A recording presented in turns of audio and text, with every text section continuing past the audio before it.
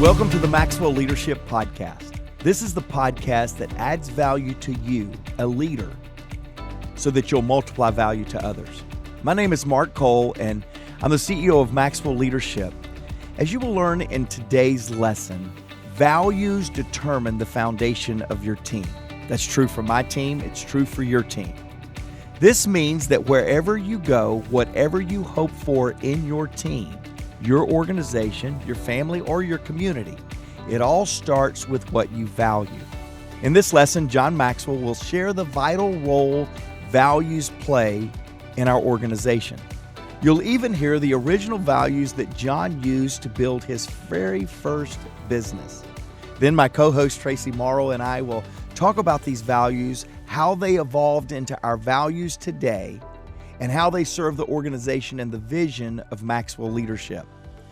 If you would like to download our bonus resource for this lesson, which is a free fill-in-the-blank worksheet that accompanies John's lesson, you can find that at maxwellpodcast.com/values. Also, if you prefer to watch the video of this podcast, you can do that at maxwellpodcast.com/YouTube.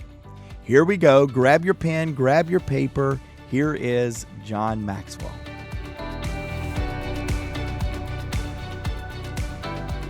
Values determine the foundation of the team. And I define personal value in your notes as something that influences and guides my behavior. An organization's value is something that influences and guides the team's behavior. In the laws of teamwork, one of the laws I teach is the law of identity. And the law of identity says shared values define the team. They define the team. They become the foundation of the team. And values do several things for an organization. Things such as, number one, they're like glue. They hold the organization together. It's literally the values that you have are the glue that hold you together. Or two, they're a foundation. They provide stability for the company to grow upon. Or three, they're like a ruler. They set the standard for the team's performance. There's a way of measurement that way. Or a compass, number four, they give direction and guidance. Values are like a magnet. They attract like-minded people. Number six, they're an identity. They define and identify who the team is. In your notes, I have something for you to just pay special attention to. If your values are the same as your team's values, you become more valuable.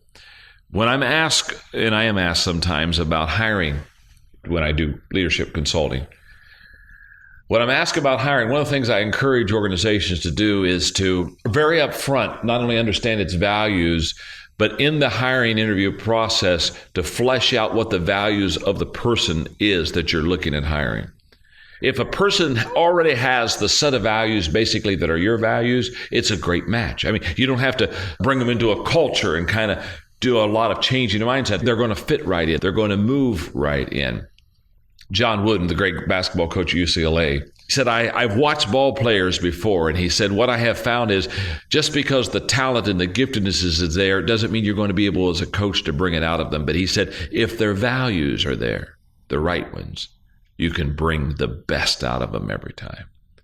Now, what was John Wooden teaching? He was just basically saying values determine the foundation of a team. You've got to have something that you stand on. When we moved, I founded my company Enjoy out in San Diego several years ago. When we came to Atlanta, we brought our key people with us, but by far most of the people that we had here in Atlanta were hired here in Atlanta, so they knew nothing of the journey. They knew nothing of really my past or anything else, and so we were just beginning to bring in good people. And as we began to hire very quickly, I realized that we needed to really establish and stamp our values on the new players on our team. So after being here for 6-8 months, I wanted to help the new people understand who we are and what our values were, because I understood that those were going to be the absolute foundation of what we were going to become. In fact, in your notes, Peter Senge, the author of the V Vision, says that one of the most important tasks for leaders today is to provide conceptual leadership, helping people make sense of what's going on around them. And so therefore, when I taught my lesson, The Soul of Enjoy, for the new people on the team, I shared these things that I believe in, because I wanted to know who we were and what we valued. And I said to them that day, number one, I believe in personal growth. I believe every person ought to grow personally. And I said to them that it'll be a responsibility of every one of you on our team here that you grow personally. Now, in our companies, we have mentoring programs for everybody. So everybody's in a personal growth plan, because I wouldn't have anybody not in a personal growth plan, because you can only grow your organization as much as you grow your people. And so therefore, it's important for me to grow. It's important for them to grow. So I believe in personal growth. Number two, I believe in making a significant contribution. I believe that every person ought to do something that they truly believe is making a difference. Number three, I believe in living and working with passion. I just have passion, and I want to be around people with passion. And when I have somebody that doesn't have passion, I don't want to be around them. I want everybody to love what they do. I don't like to coax people. Somebody said, well, coax me to go to work, beg me to show up. No, I just beg you to go find another job. I have no desire to motivate you every day to get a passion about life. You talk about high energy and low energy. Well, they're a low energy person. There's no such thing as a low energy person. Every person that's low energy, let me tell you the characteristic of a low energy person. They lack passion.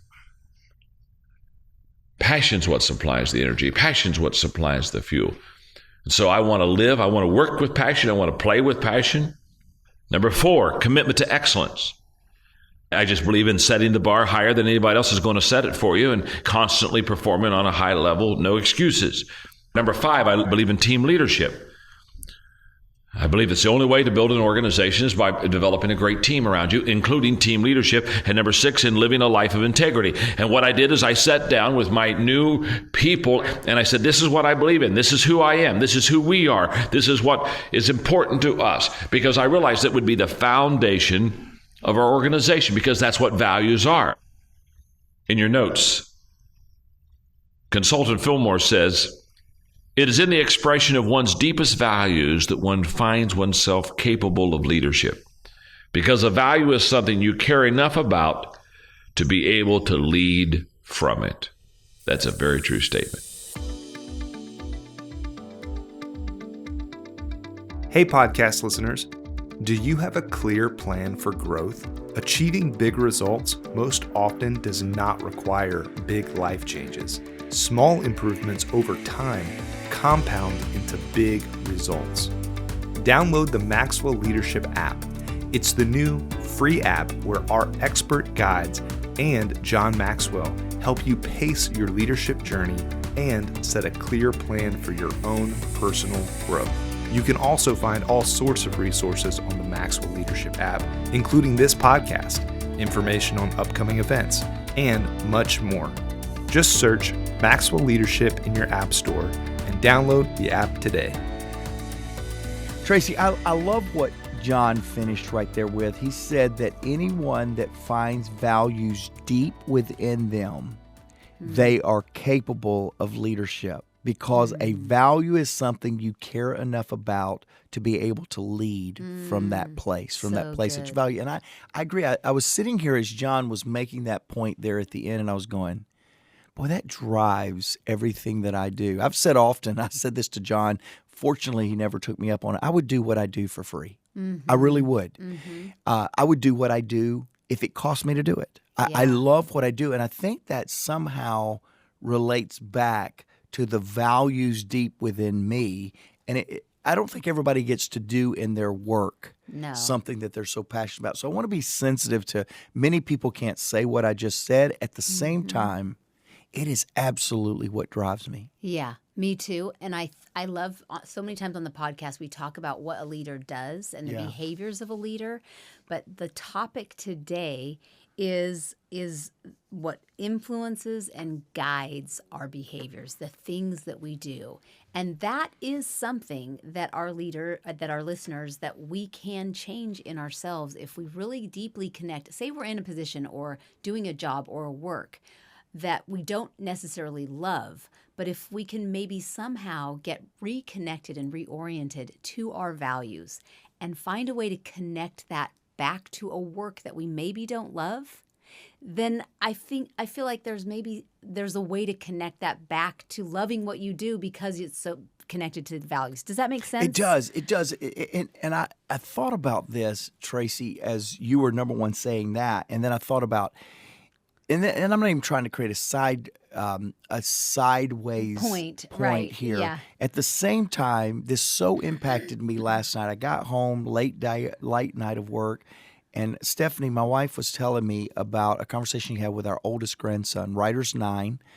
And Ryder got in the car right after his football banquet. We celebrated football. So it's kind of like he's been with his guys. There's adrenaline. He's got a rush. And as soon as he got in the car, he burst out into tears. And so Stephanie was telling me the story. I can't wait this weekend to be able to have this conversation with him because he and I are going to get some time together. And so Stephanie said, why? What are you crying about? And he said, Mom, I don't want my life to be over. Okay? And she said, okay, this is deep. This is a 9-year-old, right? She said, what do you mean? She said, one of my friends says that when we die, that life is over. And I don't want my life to be over. I want to always be around. Now, again, 9 years old, heavy topic for this right here. Yeah. She began to work through with him and realized his values. We began to see our 9-year-old son that he's just a football player, just glad to be either playing Madden on video or playing football out in the front yard with his friends. Right. But there's something deep within Ryder that is saying, I long to be more than just what this lifespan is about. Now, I'm going to get to capture that and unearth a value in a young person's life that's going to make spiritual decisions for him. It's going to make life decisions for him. It's going to make what he does with his life decisions. And at 9 years old this weekend, I am getting the opportunity to unearth and begin to develop in my 9-year-old grandson's life what he values. Because what you sing about, what you cry about, what you think about, what you dream about, John says, is the thing that really matters to you, the values, the deep within. Well, our grandson this week is crying about a value of wanting a life that lasts beyond the dash. Yeah. And I cannot wait for this opportunity. Here's why I chose to bring that up as you were talking. Because in every one of us, whether you're a 9-year-old grandson, which you're probably not listening to the podcast, but we love you anyway, or whether you're an 80-year-old or a 75-year young founder like we have in John Maxwell, your values will last beyond you if they're really your values. They will be part of the legacy you leave beyond your life. And if I can help my little 9-year-old football player could care less about anything other than Madden and football until he jumps in May's car. And now all of a sudden he's ready to talk values. And I cannot wait for this opportunity, just like I'm excited about this opportunity to talk about values in this podcast. I love that. And values naturally are something that we impart into our children and into our grandchildren, into our families. That's something we talk about at home. But it does get a little bit interesting, perhaps, when you are talking about values, when you bring it into the marketplace, into your place of work. And I think some people hesitate. I've known leaders who have hesitated from talking about values in the workplace because they think, oh, well, maybe that's a religious thing, or maybe that's something if they're not a religious person or they're not a person of faith, and they don't know that line. So can you maybe talk a little bit about how that, because our values, everyone has values, whether you're a person of faith or whether you're not a person of faith, everyone values something and values character traits. So can you maybe talk about how you bring values into the workplace, into your place of business, into your team, and how you do that not just to your team, but in hiring and onboarding? It's kind of a big question. I love this question, though, and I'm telling you again, we did not prepare this before we started recording. But something you said really struck me and brought a conversation I had 9 months ago to my memory. This year I had this conversation, so I'm going to break that out for you in this question of I believe values are human. Right. I believe values are universal. I believe there are certain values that when lived out with authenticity, not with manipulation, not to get something back, there are certain values that when we as humans live those values out, it's higher than your religious persuasion or beliefs. It's higher than your political beliefs. It's higher than your business beliefs. There are values. Now, I think every business needs to have the things that are core, cornerstone, foundational beliefs of its organization. Yes. Those are values too. But let's talk about these people that are scared of values because they sound too religious or too concerned with saying their personal values in a corporate context when others may value something different. Right. One is, this is the conversation that it reminded me of when you said this. I'll never forget this. This was probably the most humorous, impacting, sad conversations I've had this year. I was in a community. I won't tell you the community because the person may listen to the podcast. People in the community may listen to the podcast. We were in a community doing transformational work. That's what our nonprofit does, is we bring about solutions that will change the world around the people that we serve. We change the world. I'll talk about that as it applies to you as a podcast listener later. But I was talking about how we build transformation by setting values for the community, for everyone to come around with shared values to do something significant in the community. And a guy raised his hand. He was a pastor. He says, I don't want you coming to my community talking about values. He said, because the church, the faith community, owns what real values are. Now, I'm a person of faith, Tracy. You are too. We love our faith, and we don't. This podcast is not about our faith, but I love my faith. And I just went, sir, you think that a church owns the concept of values? That's as humorous to me as people that says, I want to stay away from values because they make me think of faith. No. Yeah. There are values that we can have. Don't be as crazy as my friend that thought we shouldn't be talking values because the church market owned the values. Right. Don't be just as crazy on the other side that says, I don't want values because that makes me think too much of faith. There are values that we all have that are universal and will help us honor one another and show people around us that they're significant. That's why one of our key values in our company is people. It's the first value we all state. Yeah. We value one another. Because when you value something, you will add value to others with that something. When there's something of value in someone, so we value people so we can add value to them. That's right. And I would just challenge all of us to really take a moment and discover, what do you value? I'm certainly going to be doing that with my 9-year-old this weekend. Sure.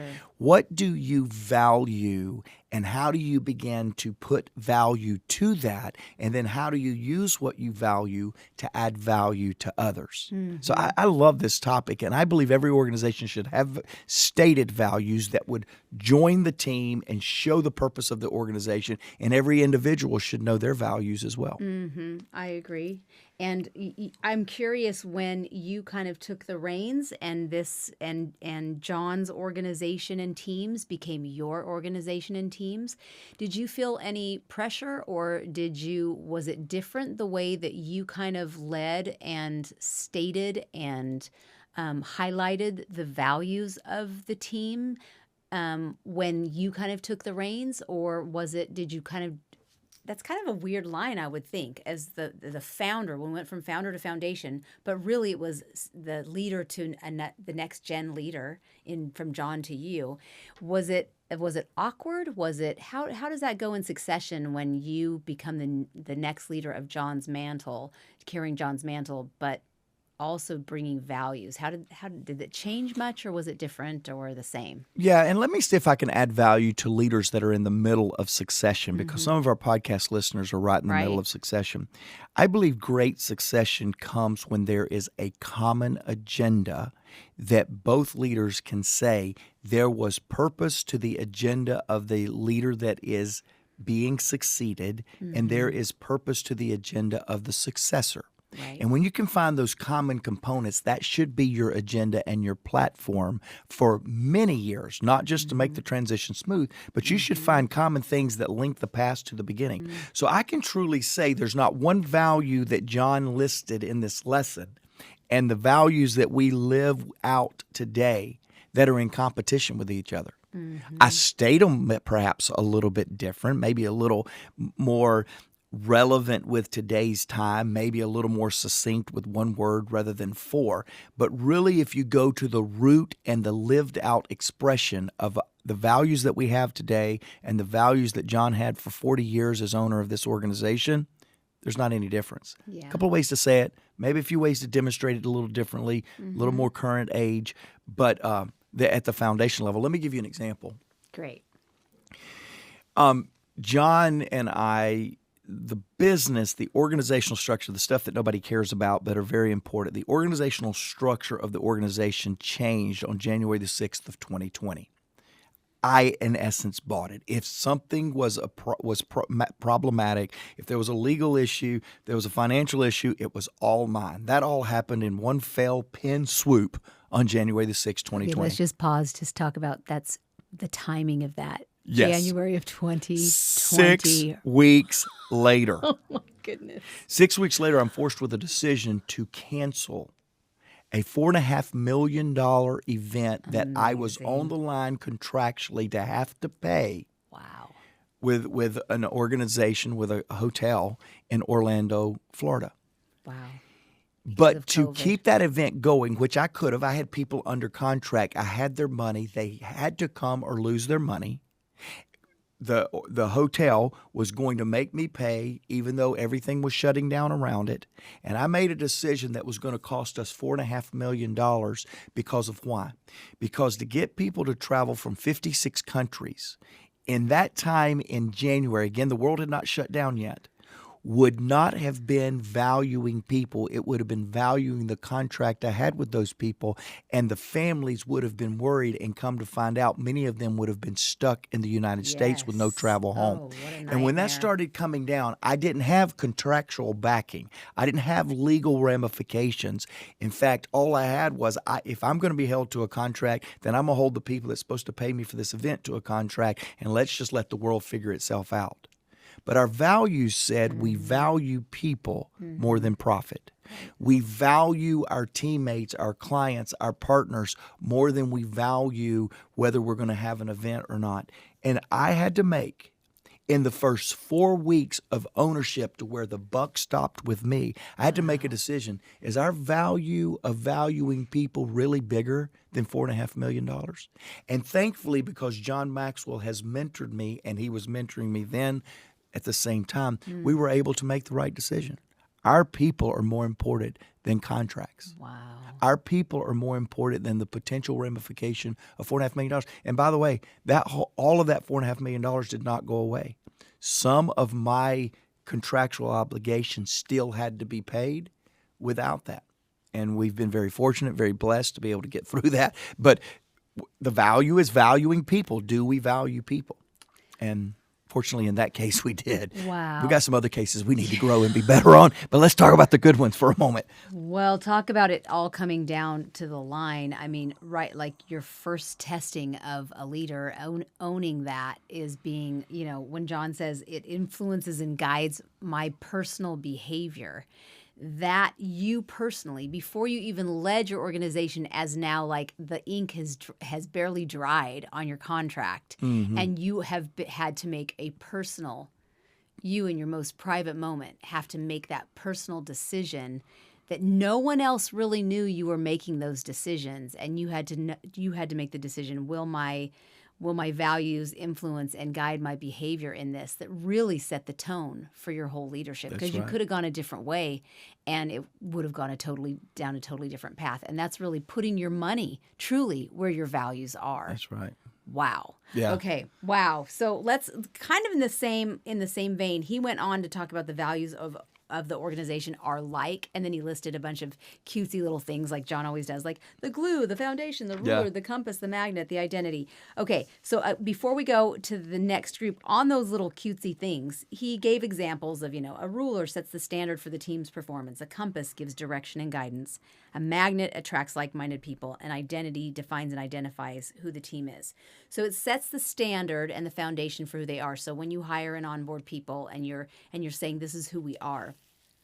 But I have to imagine that if you have a team and somebody doesn't do the job and you need to, this might be a little bit of a personal question for you actually, but if somebody doesn't do the job and you need to release them and you have to have hard conversations because that's what leadership is, that's one thing. But have you ever been in a position where when you set the foundation and the standard for the team's performance and given direction and guidance and have attracted who you thought were like-minded people, but then have you had to release people, have the hard conversations, not based on work performance necessarily, but because they did not identify with the values of your team? Because that's where it gets a little more tricky, because it's not about performance-based necessarily, but their values, but it's really where you protect the culture and the values that you truly stand for and guard in your team. Oh, often. And any leader that has not transitioned a teammate or unempowered a leader because of values, I would tell you that leader that is not addressing that has cancerous behavior all throughout his or her organization. Because values is the driving factor of why one person should be hired, and it is also the driving factor of why a person should be transitioned. And not because everyone needs to have the same values, but when the values of an organization are the values of a vision, are the values of a program or a product launch, when those values cannot be demonstrated in the behavior of leadership, you're not a product of the product. You're not living out what you're supposed to be. And that is only sustainable for a short time. I've also lived and worked and tolerated and been around leaders that did not share my values for a specific time. And it wasn't that the values weren't important. It wasn't that I was turning my head that the values were not being lived out. There was an ongoing leadership conversation about those differences of values and how temporary that assignment was going to be if the values were not infectious enough to be embraced by the leaders around you. But in every situation, if you have a leader or a group of people on your team that are not living out your corporate values, there is a reckoning day coming. Yeah. When it comes, because the art of leadership is about timing, right? When it comes, be willing to have the candid conversation that this is not a performance separation. This is a value separation. We're just not at a place to where our values being different can be effective any longer.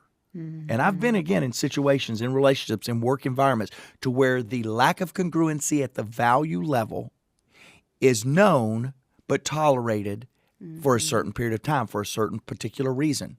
But there will always come a time when there's a lack of value connection to where that will be a reason for a separation. And John will talk about where if you don't acknowledge, this is a fine line too, because John will talk about if you don't acknowledge it to your team that you see it and you know it, especially if you're in that tolerating season, your team can lose confidence in their leader because they think the leader doesn't see it.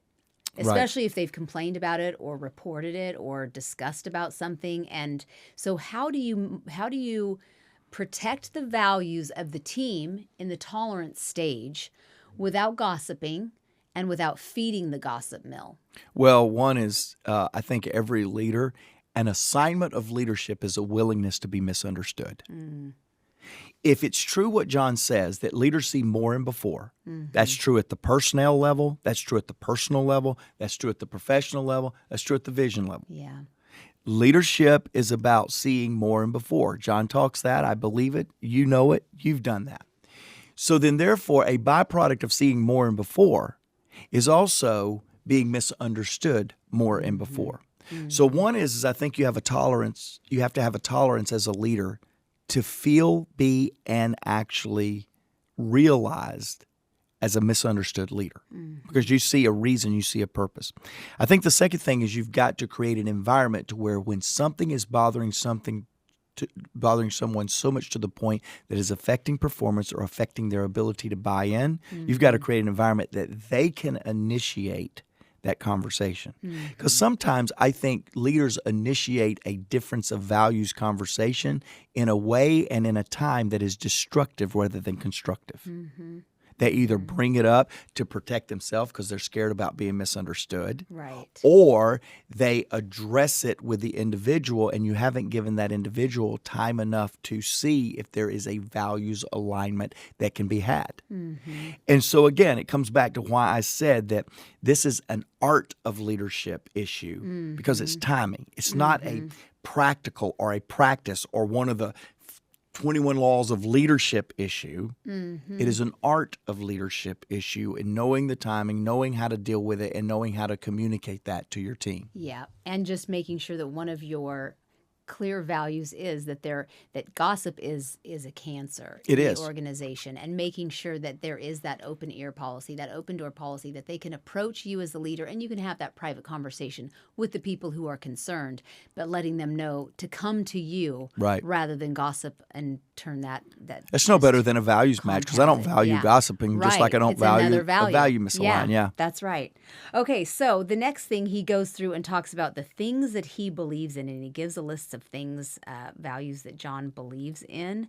And so how have these values, would you say, changed or evolved? They haven't changed, but have they evolved over time?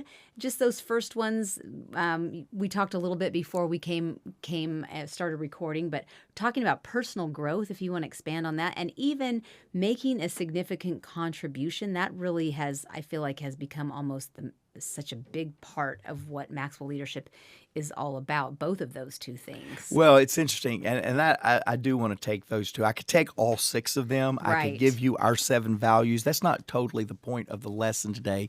The importance of the lesson is the importance of values and the sustainability of the values and the sustainability of the organization if you put importance and sustainability on the responsibility of your values, right? Yep. Your organization will last the longer you allow values to be valuable in the organization. So personal growth is one that, I mean, we've watched John Maxwell not launch a book writing career to sell books, but to launch a book writing career to show others what he's learning. He is an infinite learner. He grows with a plan to always be growing forever. He does not grow with a destination perspective. He grows with a journey perspective. And I think that's really important. And so some pieces of personal growth has not changed, will not change, shall never, ever, ever, ever be changed.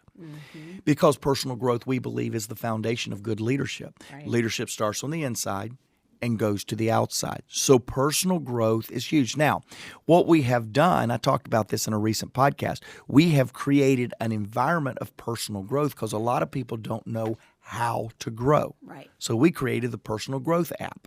The Maxwell Leadership Personal Growth app was to help people get a tangible, quantifiable, qualitative approach to growth. We're using John's clear method on how to help people grow. You're a part of that as a guide, Traci. So that's on personal growth. We're passionate about it. We're just continuing to re-engineer the fact that as long as you and I are leading, as long as you and I are breathing, we will always be needing to grow ourselves personally. And I love that John Maxwell models that at a personal level as well as a professional level.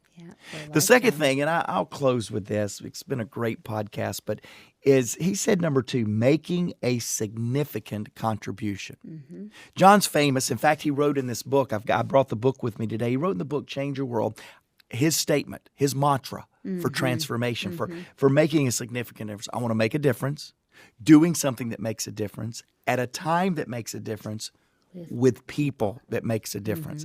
That's how John worded number 2, I want to make a significant contribution.